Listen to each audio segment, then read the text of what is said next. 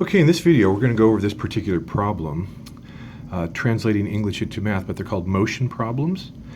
They're also called DIRT problems. Distance is equal to rate times time, so any of those will work. And we're going to use this particular kind of problem for this one, where the cars are going in opposite directions. Okay, so that might make a slight difference. So let me just go ahead and put that up here. So opposite directions.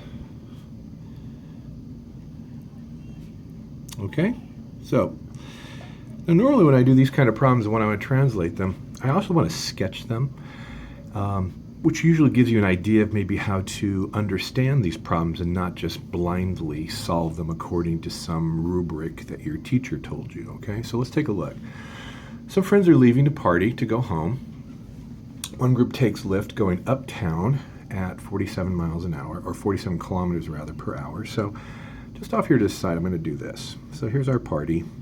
I'm going uptown, so let's just go that direction, okay? And they're going 47 kilometers per hour, okay? And I'll just do km per hour. The rest of the friends share an Uber going south, okay, or downtown. And they are going 61 kilometers per hour, okay? Now, if the two cars are leaving at the same time, how much time will pass before they are 17 kilometers apart? In other words, before they reach this distance of 17 kilometers, okay? Now, that helps me visualize a little bit. So we have two cars here, and they're just going in opposite direction, and how much time needs to pass going at different rates until they are 17 kilometers apart.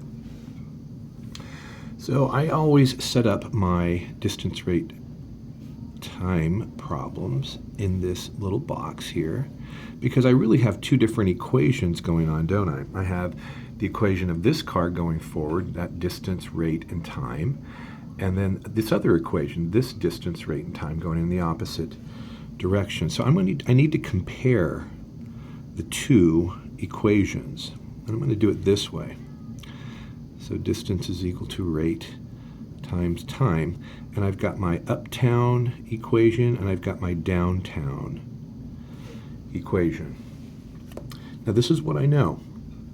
I know that the rate for the car going uptown is 47 kilometers per hour. I'm just going to leave off the units for right now. My rate for the downtown one is going to be 61 kilometers per hour. Now, what I do know about the time is that it's equal, right? Because it's basically saying at what point they're both traveling different times, different rates, but at the same time, when are they going to hit 17 kilometers apart? So my variable here can be the same. So let's just call it t and t. So what does that tell you about the distance that they have traveled? Well, I know that rate times time is equal to distance, so this uptown is 47 times t. The downtown is 61 times t. But I have new pieces of information. When I add both this and this together, what should I get? 17, right? So that's what I'm going to do. I'm going to say 47t plus 61t should be equal to 17 kilometers, okay? Now, and this is just a simple problem to solve at this point. Since they're the same variable, just go ahead and add them together and you get, let me just put my Roman numerals here, you'll get 108t is equal to 17. Divide both sides by 108, third step, and you get t is equal to 17 divided by 108. Now 17 divided by 108 is going to be equal to 0.157, blah, blah, blah, keep going on and on and on. Now, since this is a time, this is going to be an hour, isn't it? But you normally don't say things like, it took me 0.157 of an hour. So you need to convert the hours into minutes. Now, how would I do that? And this is where I would do the second part of this problem. If I know I have 0.157 hours, and I know I'm going to multiply it by some kind of a 1, I know that there are 60 minutes in 1 hour. Now, the reason I'm doing it this way is because that the hours will cancel out. When I multiply across, I get hours over hours, and that just cancels out, and I'm left with minutes.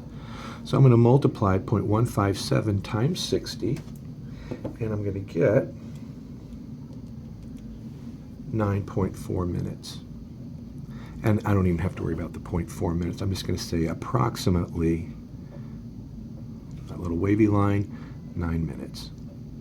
Okay, and I hope that makes some sense, and it does actually, given this problem right here. Okay, I hope that was helpful.